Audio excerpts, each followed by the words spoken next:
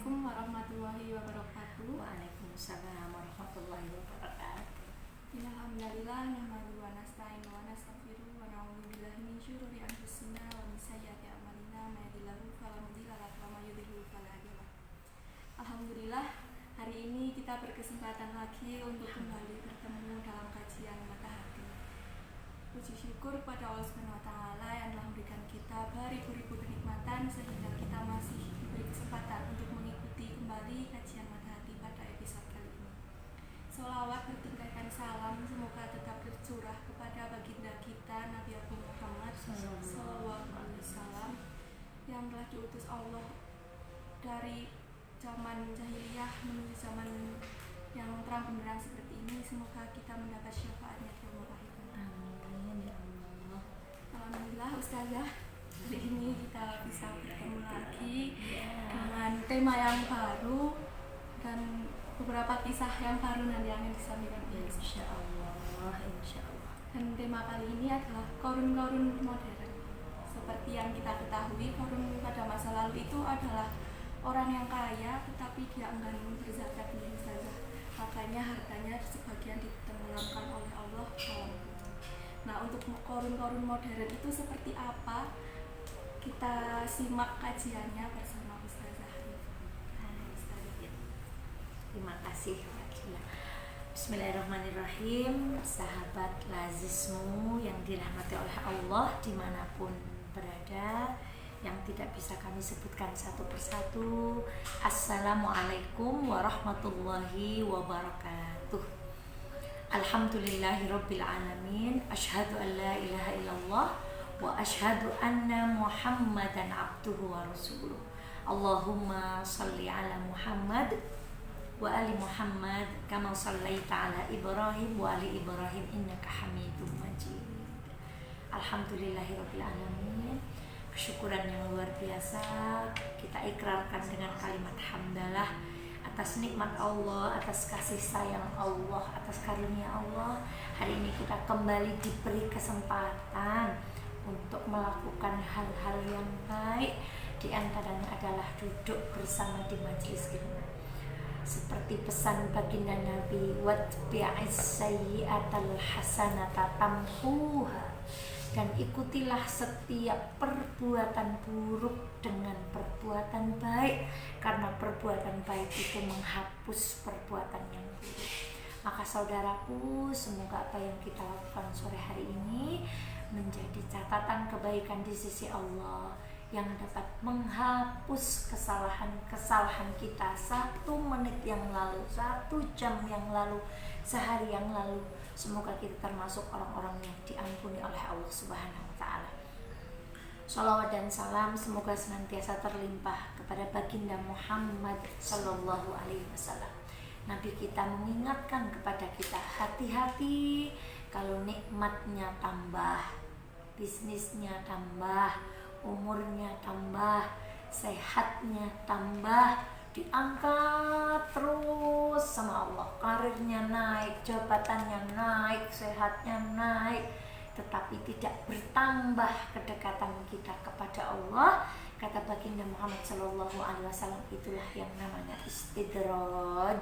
Istidraj itu dijunjung sama Allah sedur-durnya, tetapi bukan untuk dimuliakan, melainkan untuk dijatuhkan sejatuh-jatuhnya. Dan lawan dari istidraj adalah berkah, bertambah hartanya, bertambah jabatannya, bertambah ilmunya, bertambah karirnya, bertambah kesehatannya, bertambah pula kebaikan dan kedekatannya kepada Allah. Maka kita berharap sore hari ini kita termasuk orang-orang yang mendapatkan berkah dari Allah Subhanahu wa taala. Taib, saudaraku yang dirahmati oleh Allah, untuk tema kali ini, mari yang menyimak langsung atau yang nanti menyimak karena waktunya terbatas, ambil Quran, buka surat Al-Qasas ayatnya ayat ke-76. Saya ulangi lagi, surat Al-Qasas ayatnya ayat ke-76. Mari kita awali kajian kita sore hari ini tentang korun-korun. Korun memang sudah mati, Kisah Qarun juga terjadi pada zaman Nabi Musa alaihissalam, di zamannya Fir'aun, di bumi Kinana, di negerinya para nabi di Mesir sana. Namun sifat, perilaku, dan karakter seperti Qarun yang sudah mati itu, Masya Allah, nampaknya banyak melekat pada manusia-manusia modern. Bapak Ibu sekalian yang dirahmati oleh Allah dan saudaraku, di dalam surat Al-Qasas ayat 76 Allah berfirman, Inna Qaruna kana min qaumi Musa. Sesungguhnya Qarun termasuk kaumnya Musa. Masya Allah. Dalam tafsir Al-Qurtubi disebutkan bahwa Qarun itu sepupunya Nabi Musa. Ada yang mengatakan Qarun itu anak pamannya Nabi Musa, ada yang mengatakan Qarun itu putra dari bibiknya Nabi Musa. Namun apapun itu, yang jelas adalah Qarun bagian dari Nabi Musa. Sekaligus di awal ayat ini menjelaskan kepada kita, Qarun siapa? Kita sudah tahu negatif. Maka keturunan siapapun, keturunan bangsawan, keturunan kiai, keturunan ustadz, keturunan ulama, kalau tidak sama-sama bertakwa, tidak ada gunanya nasab keturunan itu. Maka ketika Allah itu menyebutkan Inna Qaruna kana min qaumi Musa, saudaranya Musa, mestinya bersyukur punya saudara yang solih, saudara Nabi. Tetapi apa yang terjadi pada Qarun? Maka di dalam Al-Quran juga tidak dijelaskan kapan Qarun itu ditenggelamkan. Kalau sudah tidak dijelaskan dengan Al-Quran, ya kita tidak perlu mencari-cari. Karena kapan Qarun ditenggelamkan, tempatnya di mana, itu tidak ada faedahnya. Sama seperti kita mencari-cari warna anjing Ashabul Kahfi, itu biru, apa hijau, apa abang, apa kuning, itu tidak ada faedahnya. Maka yang lebih berfaedah kepada kita adalah hikmah-hikmah dari mengapa Allah membawakan kisah Qarun di dalam Al-Quran. Kenapa Qarun itu demikian akrab di telinga kita, demikian kisahnya dibawakan oleh guru kita. Apa yang dilakukan Qarun? Ternyata Qarun itu disebutkan langsung di dalam ayat ini. Fabagha. Apa itu bagha? Bagha itu artinya at-taladzuz fi dzulmi, orang yang enak-enakan melakukan kezaliman. Jadi merasa nikmat ketika berbuat zalim.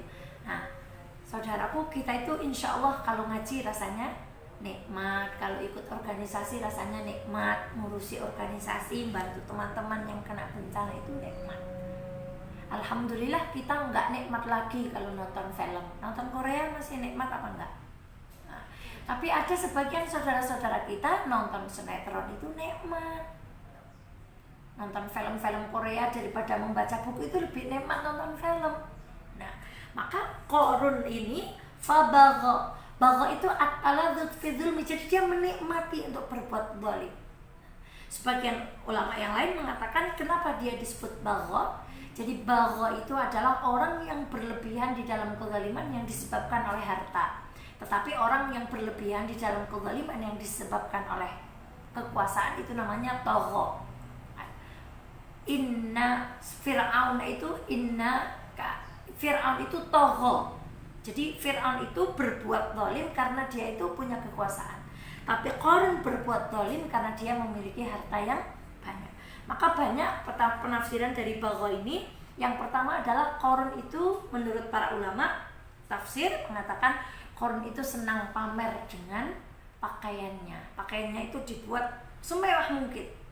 Kemudian ada yang menyatakan disebutkan di dalam kitab tafsir, fabagha yang dimaksud adalah Qarun itu selalu membuat orang lain tersakiti dengan kata-katanya. Masya Allah, itu fabagha. Kemudian dia merendahkan orang lain.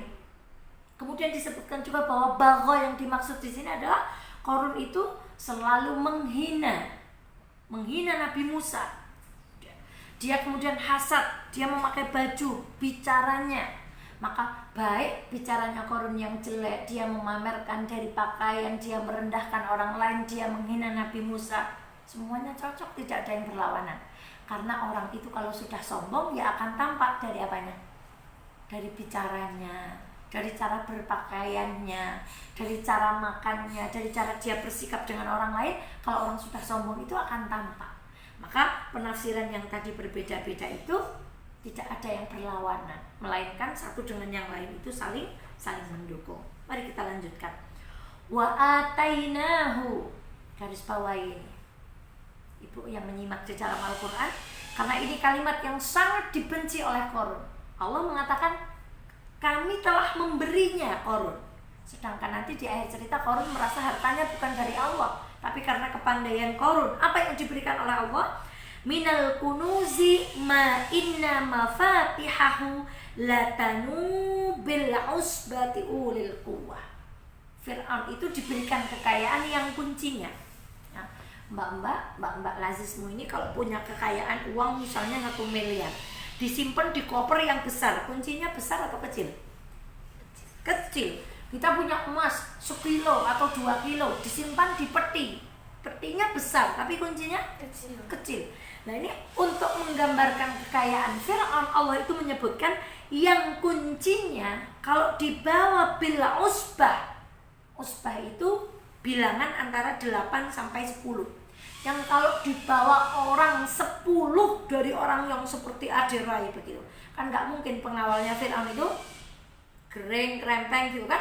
Pasti pengawalnya itu yang gua-gua, yang ototnya itu pada pateng kayak gitu.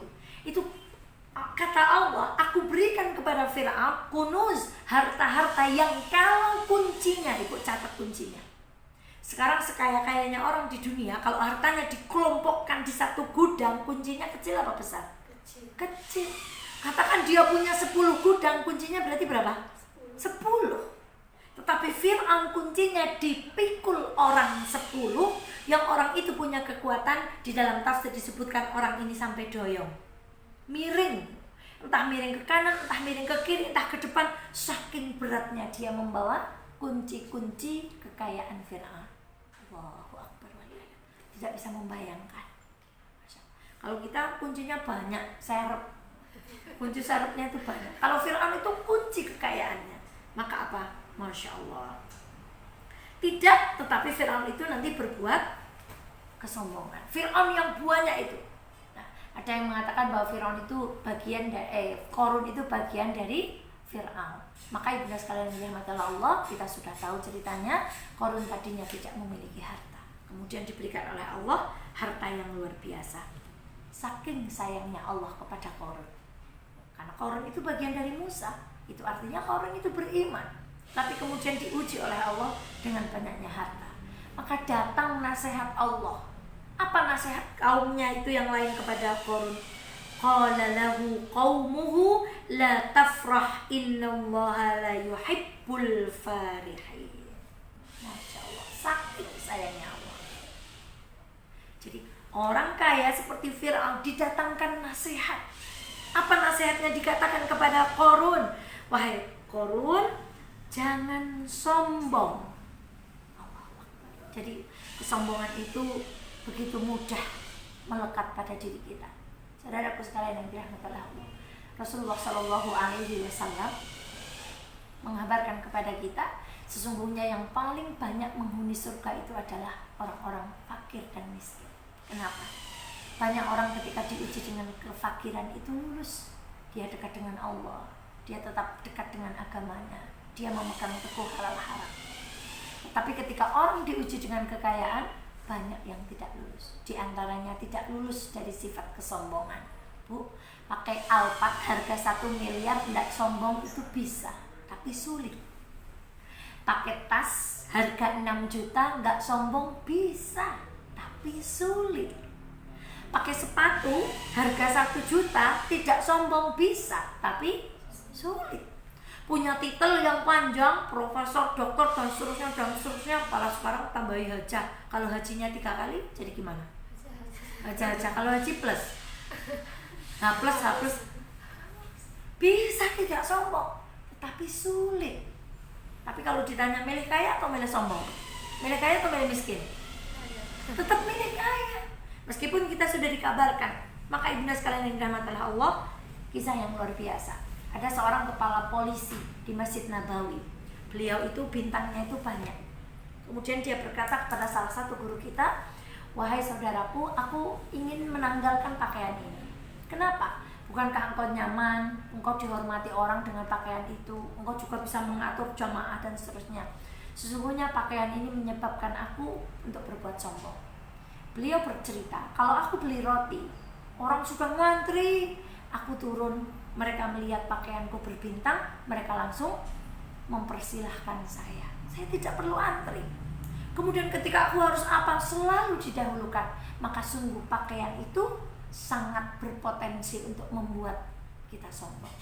Bahkan diceritakan suatu hari ada orang yang pangkatnya tinggi itu dijak ngaji. Kan nggak mungkin kalau ngaji itu pakai.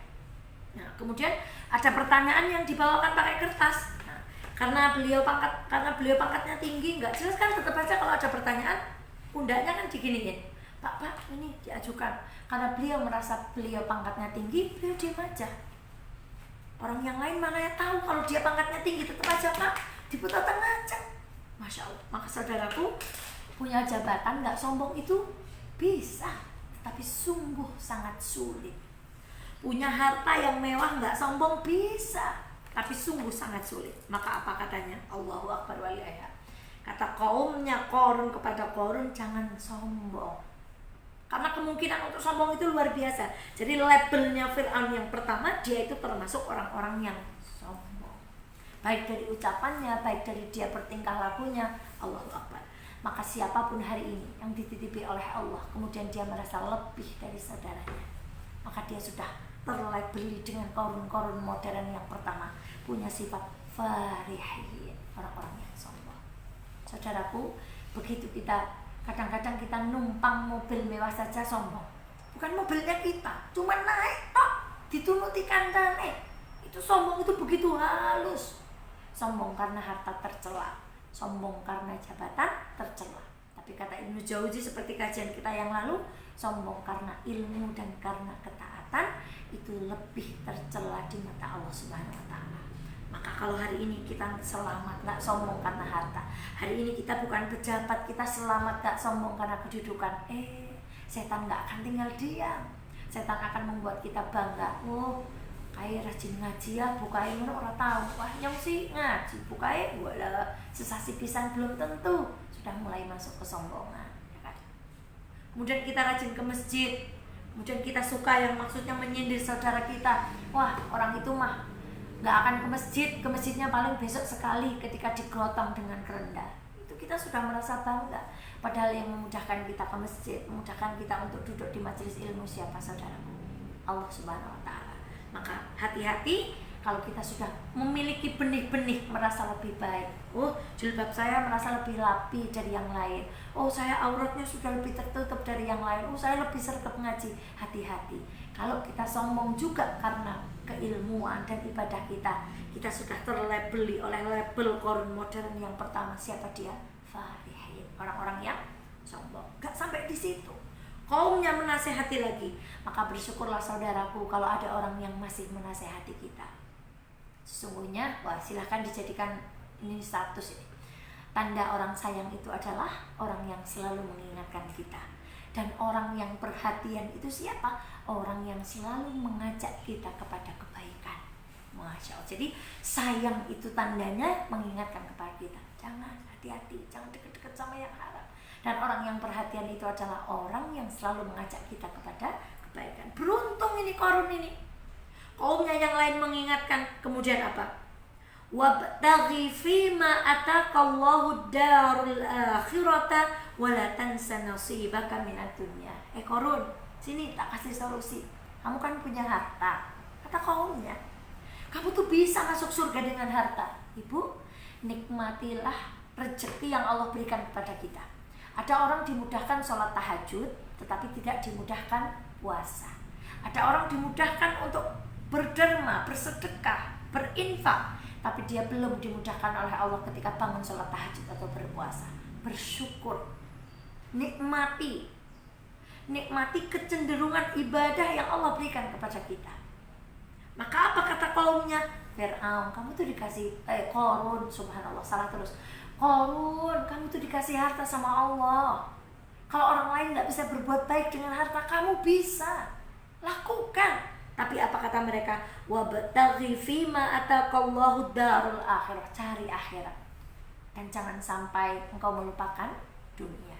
Itu Islam, keseimbangan. Ini juga ditafsirkan oleh para ulama. Ada yang menafsirkan bahwa semua yang diberikan Allah kepada kita itu harus diberikan untuk agama. Jadi nggak perlu naik mobil, nggak perlu apa, semuanya harus diberikan untuk agama Allah. Nah ini berat kata para ulama.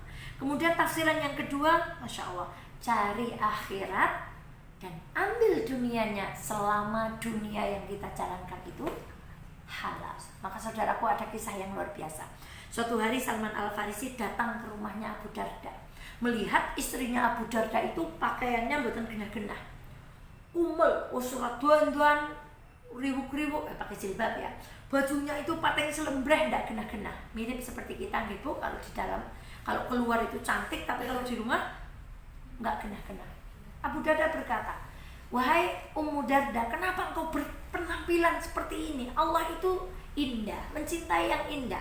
Kata Ummu Darda, ngapain Danda? Suami saya itu nggak pernah mau dengan saya. Suami saya itu nggak pernah mau dengan dunia lagi. Dia menikmati puasa, dia menikmati sholat malam, dia menikmati ibadah, sampai dia tidak punya keinginan lagi kepada saya. Maka datang Abu Darda. Ketika Salman kemudian berkata, wahai saudaraku, ini ayat ini, kita itu boleh mencari akhirat, tapi kita tidak boleh melupakan apa yang kita hidup hari ini di dunia. Maka ketika beliau disuguh, kemudian Abu Darda disuruh makan, Abu Darda tuh nggak mau. Kenapa kamu nggak makan? Saya nggak mau makan, saya puasa. Kemudian malam harinya ketika beliau menginap, bangun Abu Darda. Kemudian kata, jangan, belum waktunya sholat. Bangun lagi, belum waktunya sholat. Baru ketika beliau melilit bangun yang ketiga, sekarang sudah waktunya sholat. Artinya apa? Abu Darda itu terlalu nikmat untuk sholat tahajud, untuk berpuasa, sampai tidak peduli lagi dengan istrinya. Masya Allah. Singkat cerita, ketika Abu Darda meninggal, Ummu Darda itu dilamar banyak orang, tetapi beliau menolak. Karena Ummu Darda itu ingin hidup di surga kelak dengan Abu Darda. Padahal tadinya Abu Darda itu nggak mau. Berarti setelah dinasehati oleh sahabatnya, mungkin Abu Darda berubah menjadi orang yang sangat romantis kepada istrinya tanpa meninggalkan kewajiban-kewajiban ibadah. Maka saudaraku, ini hadis yang sahih, ini riwayat yang sahih dari Rasulullah SAW, betapa Islam itu seimbang. Kita mencari akhirat dan harta yang diberikan oleh Allah itu kita gunakan untuk mencari kebaikan-kebaikan akhirat. Dinasehati. Kemudian apa nasihatnya? Masya Allah. Wa ahsin kama ahsanallahu ilaik. Qarun. Dan berbuat baiklah sebagaimana engkau Allah telah berbuat baik kepadamu. Tadi nasihat pertama, Qarun jangan sombong. Yang kedua, Qarun, kamu tuh punya harta, mau dipakai toh buat nyari akhirat. Jangan buat dunia toh. Yang ketiga, kata teman-temannya Qarun ini, wa ahsin kama ahsanallahu ilaik. Qarun, berbuat baik pada saudaramu. Tolong itu Bani Israel yang lain yang membutuhkan, sebagaimana Allah telah berbuat baik kepadamu. Masya Allah. Maka saudaraku yang dirahmati oleh Allah, ya Allah, titipan. Masya Allah. Berbuat baiklah. Ini kenapa kita harus bersedekah, berinfak seperti yang kita bicarakan minggu lalu, sebagaimana Allah telah berbuat baik kepada kita. Allahu Akbar, Allahu Akbar. Kemudian nasihatnya lagi, wala tabghil fasada fil ardi. Jangan berbuat kerusakan. Ketika kita membaca awal surat Al-Baqarah, ketika orang-orang itu dikatakan, hei orang-orang yang beriman, jangan berbuat kerusakan, ada yang menjawab, innama nahnu muslihun. Kami bukan orang-orang yang berbuat kerusakan, tapi kami orang-orang yang berbuat kebaikan. Jadi seringkali ketika kita berbuat kerusakan itu kita tidak merasa. Dhaharal fasadu fil barri wal bahri bima kasabat aydin nas. Jadi ekonomi yang carut marut, politik yang carut marut, agama yang Masya Allah orang Islam ini saling bercerai-berai. Karena apa? Dhaharal fasadu fil barri wal bahri. Ada kerusakan di darat, di laut, di udara. Kenapa? Bima kasabat aydin nas. Karena perbuatan kita. Hai Qarun, kalau kamu bermaksiat, yang akan rusak itu bukan hanya kamu, tapi lingkunganmu. Sama seperti konsep amar ma'ruf nahi munkar. Yang kena laknatnya Allah, yang kena adabnya Allah bukan hanya orang yang berbuat dosa, tapi kita yang diam, kita nggak mau beramar ma'ruf akan kena juga. Maka dinasehati Korun, jangan berbuat kerusakan, jangan maksiat, jangan sombong, jangan kedonyan. Karena sikap maksiat kamu akan membuat kerusakan di dalam bumi. Innallaha la yuhibbul mufsidin. Jadi tadi kalau orang kedonyan itu orang yang berbuat kerusakan. Jadi Korun kedua, Korun modern yang kedua, yang pertama dia punya sifat sombong, selalu merendahkan, sombong dengan apapun, catat itu, nggak cuma dengan harta. Yang kedua, mereka selalu berbuat kerusakan. HP-nya dibuat untuk berbuat kerusakan, lisannya dibuat untuk berbuat kerusakan, telinganya digunakan untuk mendengar sesuatu yang tidak ada manfaatnya, tenaganya dibuat untuk kerusakan. Sama-sama makan, yang satu digunakan untuk joget, yang satu digunakan untuk berangkat menuntut ilmu, berangkat mengajari ilmu. Saudaraku sekalian yang dirahmati oleh Allah, level kedua untuk Korun setelah dia dilabeli dengan farihin, dia disebut dengan fasid. Dia termasuk orang-orang yang senantiasa berbuat sombong. Coba saudaraku yang dirahmati oleh Allah, kalau dinasihat itu senang apa enggak? Kalau dikritik kadang enggak terima, sakit, kayak sing ngomongi wes sama kayak Korun. Jadi orang dinasehati, dicak ngaji, dibilangin pelan-pelan nggak seneng, itu sudah ketinggalan zaman hari ini. Karena Korun tuh begitu. Coba bilang, Korun ini sudah dibijak, kamu tuh jangan sombong, jangan berbuat kerusakan, berisik, duit-duitnya nyong dewek, mobil-mobilnya nyong dewek, gak mau sedekah ya terserah nyong, gak mau foya-foya terserah nyong, gak mau tulan ya terserah nyong, gak mau tuku klambi apik ya terserah nyong ora tau njaluk deke. Jadi tipe-tipe Korun modern ketika diberikan nasihat kemudian jawabnya dia, urus saja urusanmu, gak usah ngurusin hidupnya wong liya, urus aja urusanmu, gak usah nasehatin, anggap aja dirimu baik. Sudah dari zaman Korun bilang begitu. Berisik lu, ini harta-harta saya, ini uang-uang saya, ini kekayaan saya. Apa kata Korun? Qala innama utitu ala ilmin indi. Enak aja lu bilang itu semuanya dari Allah. Ini itu semua yang saya dapatkan, harta yang dipikul sampai mentiung tadi orangnya. Kata Korun, ala ilmin indi, itu semua karena ilmuku.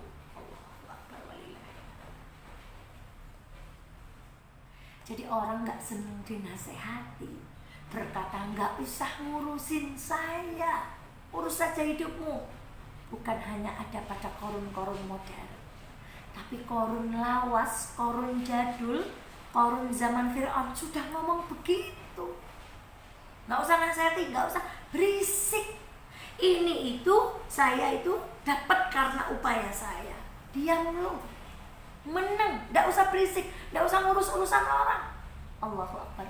Maka saudaraku, kalau hari ini hati kita ketika dinasehati, ketika diberikan masukan, ketika diberikan kritikan, Allahu Akbar, kemudian kita tidak menerima Korun kita ini, Masya Allah, ad-dinu nasihat. Orang yang memberi nasihat pun butuh kepada nasihat. Kita itu butuh kepada nasihat. Anak butuh nasihat orang tua, istri butuh nasihat suami butuh masukan dari istri. Hatta orang yang sering memberi nasihat pun butuh kepada nasihat. Jadi kalau hari ini kita punya karakter tidak senang diomongin orang, tidak senang diberi masukan kepada orang lain, kena kita penyakit Korun modern. Apakah Bani Israel putus asa? Ini dari para pendakwah. Kalau yang dibilangin itu tidak manut, jangan berhenti. Mereka berkata lagi, Korun, awalam ya'lam annallaha qad ahlaka min qablihi minal qurun man huwa ashaddu minhum quwwah wa aktsaru jam'an wa la yus'alu an dunubihim al-mujrimun. Korun, janganlah. Korun udah bilang berisik, jangan berisik. Mereka tidak pantang menasihati Korun karena sayang dengan saudara. Maka hari ini kalau kita melihat saudara kita nggak selamat, ngajak ngaji, orang yang biasa ngaji itu biasa. Tapi ngajak saudara-saudara kita yang belum kenal pengajian, itu luar biasa. Ngingetin sholat orang yang sudah biasa berjamaah ke masjid itu nggak prestasi. Tapi mengajak saudara-saudara kita yang belum sholat, belum ke masjid, itu luar biasa.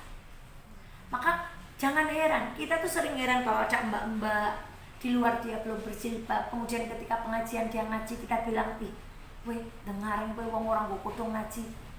Orang yang belum berjilbab saja pergi ngaji. Lah kok yang sudah berjilbab nggak pergi ngaji, kemana?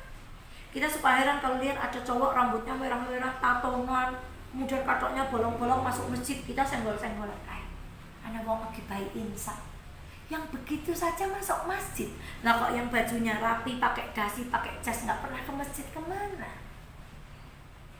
Maka jangan putus asa, saudaraku. Kenapa mereka begitu sayang dengan Qarun? Dinasehati lagi.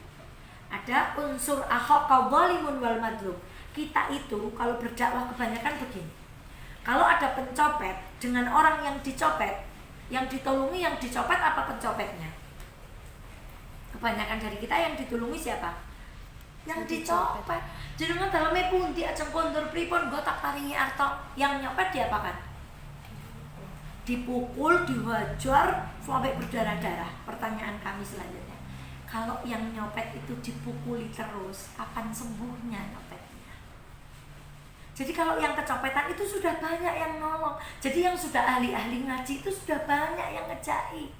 Yang belum banyak itu orang yang masih punya sifat-sifat Qarun kayak gini. Ayo kita ajak mereka, jangan putus asa. Maka mereka berkata lagi, Qarun hati-hati, jangan kayak gitulah. Dulu itu ada orang yang lebih kaya. Ini menunjukkan bahwa Qarun itu bukan manusia terkaya di dunia. Mengapa? Karena Allah berfirman, man huwa asyaddu minhu quwwah wa aktsaru jam'an. Dulu Allah telah menghancurkan orang yang lebih kuat dan lebih banyak hartanya. Ini juga Allah tidak menyebutkan siapa orangnya, di mana negaranya, di mana pulaunya, Allah yang menyebutkan. Dan menariknya kata-katanya, wala yus'alu an dzunubihimul mujrimun. Gak usah nanya kayak apa mereka berbuat dosa. Jadi mereka itu termasuk golongan orang-orang yang mujrimun. Tadi apa? Farihun, mufsidun. Yang ketiga, mujrimun. Orang-orang yang selalu berbuat dosa karena kekayaan dan kedudukannya. Masya Allah. Tadi sudah dibilangin, Qarun bilang, berisik lu, kaumnya gak putus asa. Maka ketika kaumnya sudah kembali menasehati, Fir'aun tambah dadi. Apa bahasa Indonesianya tambah dadi? Menjadi-jadi, show off sekapoknya. Dia punya apa dikeluarkan. Bukan kita yang bicara Al-Quran. Fakhraja ala qaumihi fi zinatih. Maka kemudian dia tuh setelah dibilangin kaumnya, dia bilang berisik, kaumnya gak putus asa menasihati lagi. Qarun itu tambahan dadi, keluar dengan seluruh kekayaannya. Mungkin kalau dia punya kalung 100, dipakai semuanya. Fakhraja ala qaumihi fi zinatih. Dia tampilkan semua kendaraannya. Sampai di dalam satu riwayat itu kekayaannya tuh dipikul oleh 70 ekor bilgol. Sudah kuncinya diborong, kemudian dia membawa 70 ekor bilgol untuk memamerkan kekayaannya. Jadi kalau sekarang ada orang punya, mohon maaf, perhiasan 10 dipakai 10, udah sebenarnya udah dicontohi Qarun dari dulu. Saudaraku sekalian yang dirahmati Allah. Dan ini menarik ini. Dan ketika Qarun itu menampakkan semua kekayaannya, qala alladziina yuridunal hayatad dunya. Ada orang yang bilang begini, ya laita lana mithla ma utiya Qarun innahu ladzu khattin 'adzim. Ya Allah, enak banget ya jadi Qarun. Jadi orang wang sinawang itu sudah ada dari zaman Qarun. Jadi orang yang senang dunia ngelihat seperti itu langsung komentar begini, ya Allah, seandainya saya kayak mbak itu ya, kayak bu itu ya, kayak mas itu ya, kayak pak itu ya, cantik, kaya raya, mobilnya bagus, rumahnya mewah. Sudah dari zaman dulu. Siapa orang yang senang begitu? Orang yang senang dengan kehidupan dunia. Maka dia kepingin. Tadi saya tulis, dunia itu kalau di tangan tidak sampai ke hati, maka sebanyak apapun yang Allah titipkan kepada tangan kita nggak akan bahaya. Tapi kalau dunia itu di hati, meskipun sedikit, hanya punya harta sedikit, kalau dunia itu di hati, itu yang akan membuat kesombongan. Tapi kalau dunia itu hanya di tangan, nggak sampai ke hati, meskipun banyak Allah titipkan di tangan kita, itu nggak akan membuat kita kaya. Maka saudaraku, ini ya Allah, penak temen ya urip kaya korun. Begitu kata orang-orang yang yuridunal hayatat dunya. Tapi lihat, Allahu Akbar. Semoga kita termasuk golongan orang-orang ini. Wa qala alladziina utul ilma. Dan berkatalah orang-orang yang diberikan ilmu oleh Allah. Laki-laki ini kenapa kita harus belajar menuntut ilmu. Mau marah dijaga oleh ilmu. Kepengin harta dijaga oleh ilmu. Mau nyolong jangan haram. Mau korupsi jangan haram. Mau berbuat zina jangan haram. Dijaga oleh ilmu. Apa kata orang-orang yang berilmu? Wailakum thawabullahi khairun liman amana wa amila salihan wa la yulaqaha illa sabirun. Gak usah kepengen. Sungguh yang di sisi Allah itu lebih baik. Sungguh beramal soleh itu lebih baik. Sungguh bersabar, katanya orang yang berilmu itu lebih baik daripada dititipi harta yang banyak seperti korun. Allahu Akbar. Tidak ada orang yang sanggup berbicara seperti ini kecuali orang yang diberikan ilmu oleh Allah. Rata-rata kalau lihat harta ya kita kepengen. Tapi orang yang diberi ilmu, Allahu Akbar walillahilham. Maka saudaraku sekalian yang dirahmati oleh Allah, kita mohon kepada Allah. Makanya doanya Rasulullah itu luar biasa. Allahumma inni as'aluka, kalau pagi-pagi Allahumma inna nas'aluka ilman nafi'an. Rasulullah itu minta ilmu dulu, baru rizqan thayyiban. Kok nggak minta rizki dulu? Karena kalau sudah punya ilmu, cari rizkinya nggak mungkin ngawur. Wa amalan sholihan mutaqabbal. Karena hanya dengan ilmu kita bisa melaksanakan amal-amal sholih. Indah sekali doa itu. Betapa butuhnya kita kepada ilmu, betapa butuhnya kita kepada para guru-guru kita, betapa butuhnya kita kepada majelis ilmu. Tetapi Allahu Akbar, Fir'aun sudah nggak bisa dinasehati. Orang-orang Bani Israel mulai kepengen hidup kayak Fir'aun. Ada yang masih bertahan punya ilmu berkata demikian. Apa yang dilakukan oleh Allah? Fakhashafna bihi wa bidarihi fil ardi. Ketika Fir'aun dalam puncak kesombongannya, maka Allah tenggelamkan dia dan seluruh hartanya serta geng-gengnya. Karena ceritanya jadi nggak indah kalau hanya Fir'aun yang ditenggelamkan, hartanya disisakan. Nanti Bani Israel dapat fitnah. Oh ya, nanti hartanya diambil oleh Bani Israel, ditenggelamkan semuanya. Allahu Akbar wa ilaha. Ini yang paling kita takutkan. Diangkat oleh Allah, hartanya ditambahi terus, bukan untuk dimuliakan tapi untuk dijatuhkan, bahkan dilesep ke dalam bumi. Pangkatnya diangkat oleh Allah, yang tadinya pejabat apa naik terus, bukan untuk dimuliakan oleh Allah tetapi untuk dijatuhkan sehina-hinanya.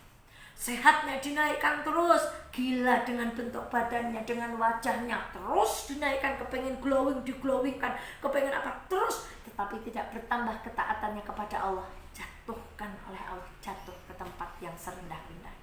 Maka saudaraku sekalian yang dirahmati Allah, dan tidak ada yang menolong kecuali Allah. Maka ini akhir kajian kita.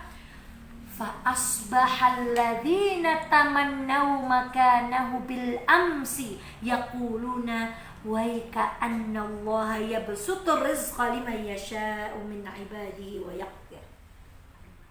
Maka ketika Qarun itu sudah ditenggelamkan ke dalam bumi, orang-orang yang tadi kepengen hartanya Qarun berkata, Allahu Akbar, indahnya Al-Quran, sekiranya Allah tidak melimpahkan karunia-Nya kepada kita, niscaya kita sudah bernasib seperti Qarun.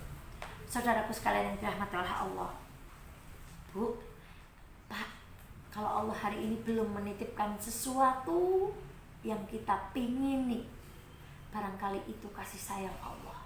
Karena orang di zaman Qarun berkata, ya Allah, seandainya Allah nggak menyayangi kita, pasti kita sudah bernasib seperti Qarun.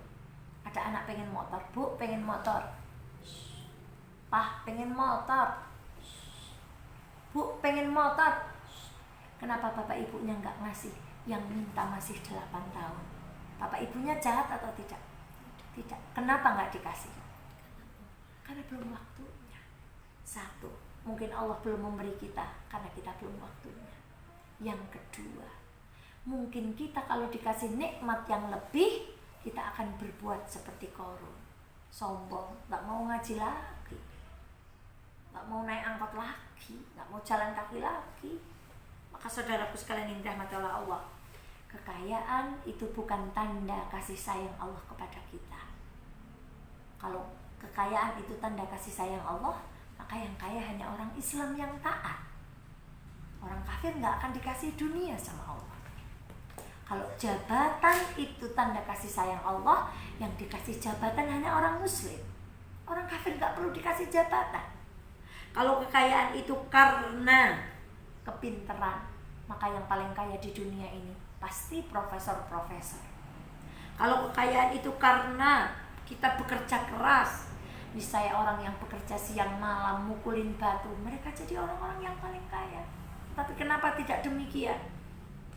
Karena kekayaan itu Allah berikan kepada yang Ia kehendaki. Allah tahu betul siapa yang mampu lulus dengan kekayaan yang dititipkan, dan ada yang tidak akan lulus. Sekali lagi, banyak lulus diuji dengan kefakiran, tetapi sedikit yang lulus diuji dengan kekayaan. Tadi sudah kita sampaikan, kaya tidak sombong bisa? Bisa, tapi sulit. Pakai pakaian bagus tidak sombong bisa? Bisa, tapi sulit. Pakai kendaraan bagus tak sombong bisa?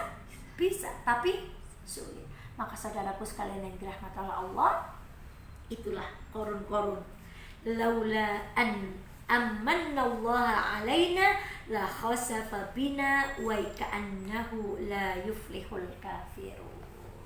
Label yang terakhir diberikan kepada Qarun ya ini. Maka saudaraku, harta kedudukan itu bukan merubah seseorang. Kita sering begini, wala mbak kain barang wis dadi wong soke maling gaya ya, bukan. Aslinya seperti itu. Maka ketika diberikan harta, membenarkan sifatnya itu. Wala pak kain barang dadi pejabat ya harus tau gelem ibadah. Memang aslinya gak suka beribadah. Begitu diberikan jabatan, semakin menunjukkan siapa aslinya. Maka saudaraku sekalian yang dirahmati oleh Allah, ayo kita jangan jadi Qarun-Qarun yang modern, yang menyombongkan diri, yang gak mau dinasehati, yang berlagak ngolah nyong lo usahanya pirang-pirang ya duitnya ya, masya Allah. Hayo nyong pintar kak, hayo nyong, masya Allah. Itu Qarun, dinasehati bilang berisik lo, diem lo, gak usah ngurusin orang lain. Qarunnya sudah mati, tapi sikapnya tertinggal. Mungkin itu tertinggal pada yang bicara sore hari ini. Maka saudaraku sekalian yang dirahmati Allah, ada orang yang berharta, sumbernya haram, dimanfaatkan pada yang haram. Tukang korupsi, lengetekna duit, go zina. Ada? Ada. Ada orang yang sumbernya haram, masih diberikan untuk yang halal. Banyak. Korupsi, tapi bangun masjid, tapi menyantuni anak yatim. Tapi yang buat menyantuni uang dari mana? Uang dari korupsi, uang gak halal, uang syubhat. Yang ketiga, ada orang sumbernya halal. Dia berdoa kang mati-matian, jungkir balik siang malam, tapi dihabiskan untuk barang yang haram. Jadi malah dibuat beli HP-nya untuk nonton yang tidak dicintai oleh Allah. Dibuat beli TV-nya untuk nonton sinetron, nonton gosip. Dan yang terakhir yang kita pengen, jadi orang yang sumber rezekinya halal, dihabiskan juga untuk yang halal. Maka saudaraku sekalian yang dirahmati oleh Allah, hati-hati. Fir'aunnya sudah mati, tetapi karakternya sampai akhir zaman akan mengancam pada umat-umat. Demikian kajian kita sore hari ini, semoga bermanfaat. Semoga kita bukan termasuk Qarun-Qarun modern yang sombong karena titipan Allah, yang sombong karena jabatan yang dititipkan Allah, apalagi na'udzubillah sombong merasa lebih berilmu, merasa lebih alim, merasa lebih solih daripada yang lain. Ya Allah, lindungilah kami dari sifat sombong, lindungilah kami dari fitnah sikap-sikap seperti Qarun. Wallahu ta'ala a'lam bishawab. Saya akhiri dengan maaf lahir batin, mohon maaf atas segala kekurangan. Assalamualaikum warahmatullahi wabarakatuh. Alhamdulillahirrahmanirrahim. Sama-sama Mbak. Semoga kita dijauhkan dari sifat-sifat kaum. Amin. Bagi para jemaah yang ingin menyampaikan pertanyaan bisa langsung tulis di kolom komentar. Dan ini sudah ada beberapa pertanyaan yang masuk. Yang pertama, bagaimana cara kita tidak sombong atau riya dalam ibadah? Allahu Akbar. Ini sulit deh ya Allah. Kalau penyakitnya orang nggak sholat itu digoda setan ya untuk nggak sholat. Penyakitnya orang nggak pernah ngaji ya digoda setan untuk nggak pernah ngaji. Tapi begitu kita dibantu Allah sholat, dibantu Allah ngaji, kita tuh masih digoda setan juga. Merasa lebih baik dari yang belum sholat, merasa lebih baik dari yang belum ngaji. Maka saudaraku, ini butuh latihan. Ini butuh latihan. Maka ketika pengajian yang lalu kita tanyakan, ketika seorang ulama diminta nasihat, wahai Syekh, berikan nasihat untuk apa yang beliau nasihatkan. Banyaklah menyembunyikan amal, sedekah, sholat dan seterusnya. Nabi itu kalau sholat dengan orang banyak suratannya pendek, tapi kalau sholat sendiri suratannya panjang. Kita kebalikannya. Kalau sholat dengan orang suratannya dipanjangin, tapi kalau sholat sendiri, kalau sholat dengan orang doanya dibusuk-busukin. Kalau sholat sendiri, Masya Allah. Maka saudaraku yang sekalian dimuliakan Allah, selain itu latihan, kita juga minta kepada Allah supaya kita selamat dari sifat riya. Jadi hati-hati ya Allah, penyakitnya orang ngaji, penyakitnya orang sholat, penyakitnya orang tahajud, penyakitnya orang duha, merasa lebih mulia daripada yang belum duha, merasa lebih hebat dari yang belum sholat tahajud, merasa lebih solih dari yang belum pergi ngaji, merasa lebih alim dari yang belum pergi ke kajian. Maka semoga Allah membantu hati kita untuk terbebas dari sifat riya.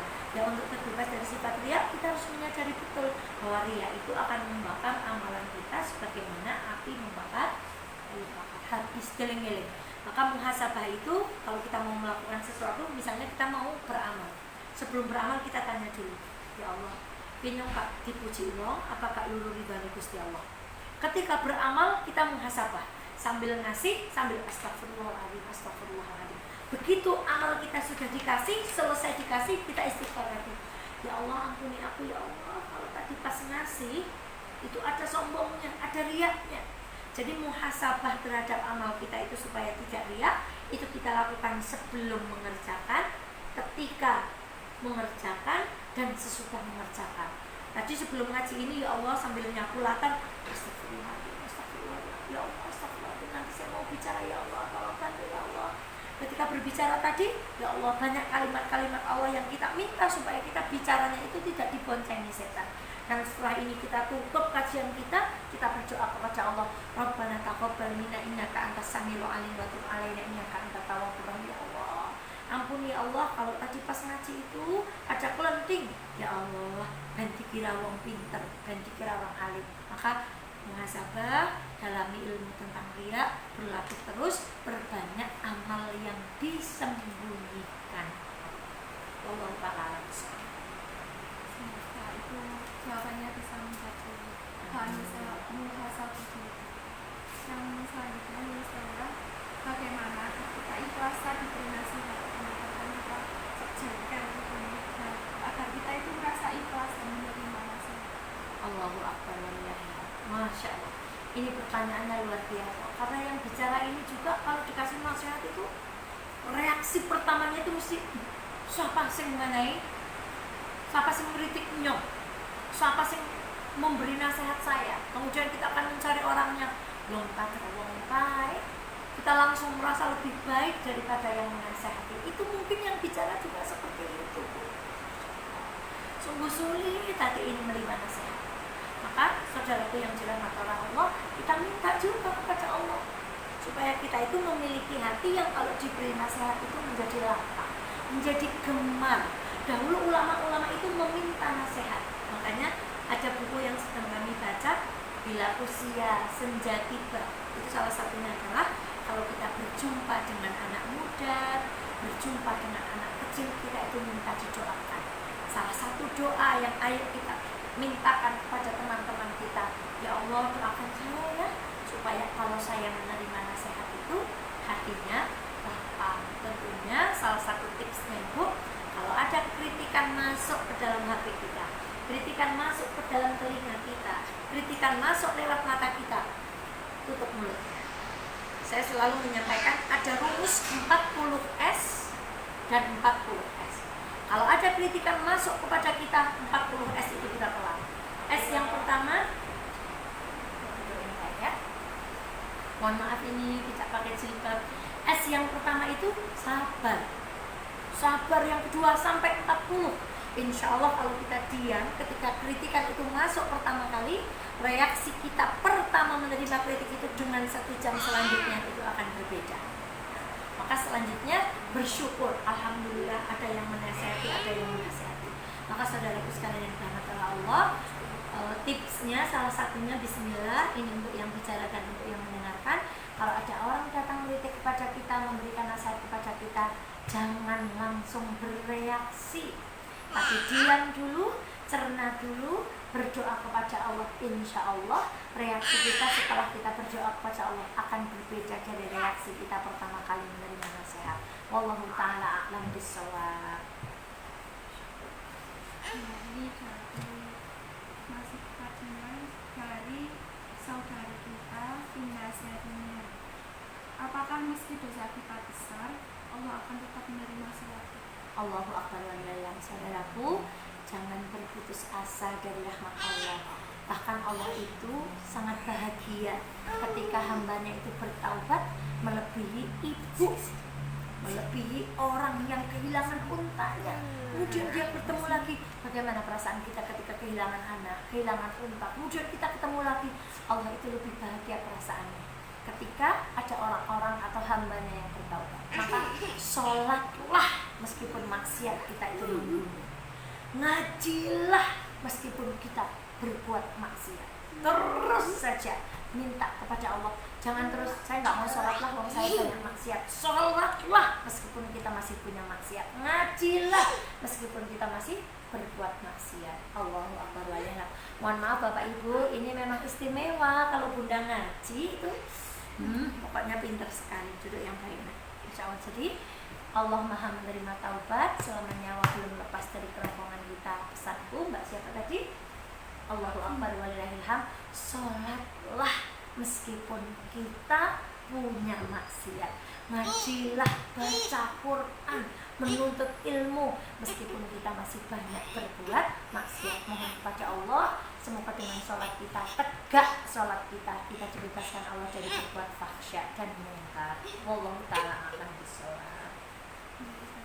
Dari saudara kita Uda Rusdina. Ustazah, bagaimana agar kita terhindar dari sifat lain? Apa doanya? Allahu akbar walillahil hamd. Jadi ada doanya. Mohon maaf saya lupa matanya ini. Doanya itu adalah, ya Allah, berikanlah kami hati yang qanaah. Masya Allah. Jadi pendeknya itu, ya Allah, berikanlah kami hati yang qanaah. Ini Masya Allah yang bertanya, semoga Allah merahmati semua penanya dan untuk ibunda semuanya. Nanti kami share lewat grup-grup pengajian doa memohon Allah agar kita diberikan hati yang qanaah. Mengapa kita mintanya qanaah? Kata seorang ulama, kalau kita sudah diberikan sifat qanaah, maka jangan ganti sifat itu dengan yang lain. Karena idza kunta dza qalbin qunu'in fa anta wa malikud dunya sawa. Kalau kamu sudah memiliki sifat yang qanaah, maka kita akan merasa sama dengan siapapun. Maka salah satu upaya kita supaya terhindar dari sifat jeleknya Qarun adalah memohon kepada Allah supaya hati kita itu diberikan sifat yang qanaah. Insya Allah bagi ibunda semuanya yang hari ini menyaksikan, nanti doanya kami share lewat grup-grup pengajian. Yang intinya doanya itu adalah, ya Allah berikanlah kami hati yang qanaah. Wallahu ta'ala a'lam bishawab. Saya lupa malah doanya. Astagfirullahaladzim. Ini satu lagi saja tips untuk tidak sombong atas jabatan yang kita miliki. Allahu Akbar. Tadi saya ngaji dengan seorang ustaz, kalau kita biasa naik mobil yang bagus, sekali-kali berjalan kakilah atau naik angkot. Kalau Anda pejabat, sekali-kali duduklah tanpa memakai pakaian Anda dan duduk bersama orang-orang di pinggir jalan tanpa menunjukkan jabatan Anda. Kalau Anda punya harta yang banyak, biasa makan di tempat-tempat yang mewah, sekali-kali makanlah di tempat makanan yang sederhana. Kalau Anda biasa menggunakan pakaian yang mewah, tas yang branded, sepatu yang branded, sekali-kali gunakan pakaian-pakaian yang sederhana. Kata seorang ulama, berpakaian apa adanya itu sebagian daripada iman. Bukan maksudnya kita itu berpakaian yang jelek, kemudian kumal, itu bukan. Tetapi maksudnya itu apa? Kadang-kadang kita harus meletakkan diri kita pada posisi yang kita tidak biasanya. Misalnya ada bu guru, kalau di sekolahan itu semuanya menghormati, sekali-kali pergi ke pasar yang orang itu nggak akan kenal kita, dia nggak tahu kita bu guru atau siapa, maka kita akan tetap antri, dilayani seperti pembeli yang lain. Jadi tip bagi orang yang diberikan jabatan supaya dia tidak sombong dengan jabatannya, ilmui bahwa jabatan itu titipan Allah. Dan ini tips sederhana, sekali-kali jangan naiki kendaraan karena jabatan Anda, jangan gunakan pakaian karena jabatan Anda, jangan berbicara dengan orang seperti Anda berbicara dengan bawahan Anda. Lepaskan kendaraan, lepaskan pakaian, berbicaralah, bergaullah dengan orang-orang yang berada di bawah jabatan Anda, maka itu akan melatih kita kepada bebas daripada sikap sombong. Kolo-kolo wil-wilan teng bis, kolo-kolo becek-becekan teng pasar, ngambilin sampah dengan tangan, Allahu Akbar walillahilham. Itu salah satu tips sederhana, di samping kita harus selalu mengilmui bagaimana cara kita terbebas dari sifat sombong. Wallahu ta'ala a'lam bishawab. Masya Allah, semoga dari pertambahan tadi apa tanya jawab bisa menambah keilmuan kita, Amin. dan semakin terhindar dari sifat-sifat korun tadi. Amin ya Allah. Tadi ada beberapa kata mutiara dari Ustazah. Tanda orang yang sayang adalah orang yang perhatian. Nah, bagaimana orang perhatian itu pada kita adalah yang mengajak kepada kebaikan. Masya Allah. Jadi kita harus berbanyak memperhatikan orang lain, mengajak kepada kebaikan pada orang lain. Jazakillah Ustazah. Sama-sama Mbak kita Ila, ya Allah. berbagi ilmu, kita berbagi kisah-kisah yang semoga kita bisa mengambil hikmah. Masya Allah, ini doanya orang memohon sifat qanaah. Matanya begini, bismillahirrahmanirrahim.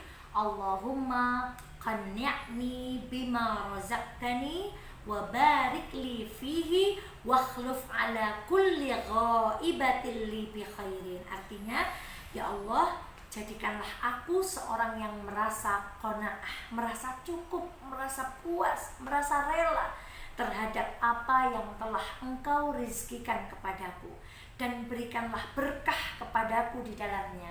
Masya Allah, ini doa yang luar biasa. Jadi bagaimana kita dititipi sesuatu, tetapi sesuatu itu menjadi keberkahan. Dan yang terakhir, dan gantikanlah bagiku semua yang hilang dariku dengan yang lebih baik. Hadis sahih.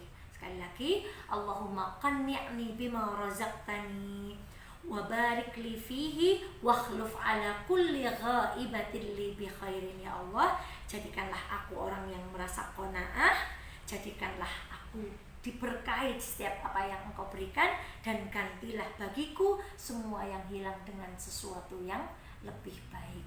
Juga tidak menutup kemungkinan semua doa yang kita panjatkan kepada Allah itu baik. Kalau sudah baik, efeknya itu pasti hati kita akan dijaga Allah dari kesombongan. Jadi doa tertentu itu tidak ada, namun doa ini salah satu doa yang bisa kita amalkan untuk menjaga kita dari sifat sombong atau merasa cukup, merasa qanaah. Juga berdoa dengan yang lain, seperti doa, ya Allah jadikanlah aku orang yang cinta kepada orang fakir miskin. Itu Rasulullah itu berdoa, minta dijadikan orang yang cinta kepada fakir miskin. Nah, itu juga doa yang bisa melepaskan kita dari sifat sombong, supaya kita tuh akrab. duduk dengan mereka itu biasa, makan dengan mereka itu biasa, dan seterusnya.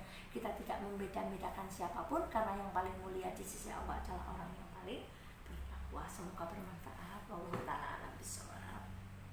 Terima kasih bagi para jamaah kajian Mata Hati. Semoga kita bisa bertemu lagi pada Insya kajian selanjutnya. Allah, Semoga insya dimudahkan Allah. langkahnya dan dilembutkan hatinya untuk kembali mengikuti kajian. Ya Allah. Dan bagi para jamaah yang ingin mengetahui beberapa program-program dari Lazismu, bisa follow Instagram kami lazismu_wonosobo ataupun Facebook Lazismu SP. Demikian yang bisa kami sampaikan, ada kurang lebihnya kami mohon maaf. Nun wal qalam wa ma yasturun. Wassalamualaikum warahmatullahi wabarakatuh. Waalaikumsalam warahmatullahi wabarakatuh. Subhanakallahumma wa bihamdika asyhadu an la ilaha illa anta astaghfiruka wa atubu ilaik. Terima kasih. Alhamdulillah.